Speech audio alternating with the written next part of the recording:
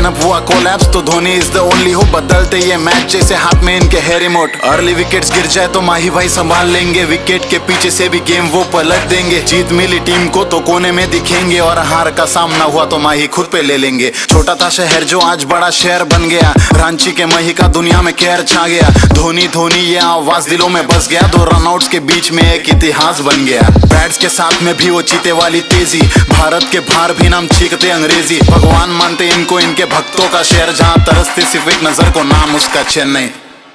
Out of syllabus वाली keeping, दो changes in fielding, umpires under pressure, is Mahi is appealing. वो death overs में batting, bowlers पे pressure वाली feeling. I feel short of words the moment I describe him. ना पल दो पल के शायर हो ना 2 पल की कहानी है, जब तक क्रिकेट जिंदा है सबके दिलों में माही है। इस खेल में बिन बताए तुम अलविदा तो कह गए, ये हंसता हुआ चेहरा लेकर दुनिया को रुला गए। महेंद्र सिंह धोनी, महेंद्र सिंह धोनी, इनके जैसा कोई नहीं, ना होगा कोई और कभी। महेंद्र सिंह धोनी।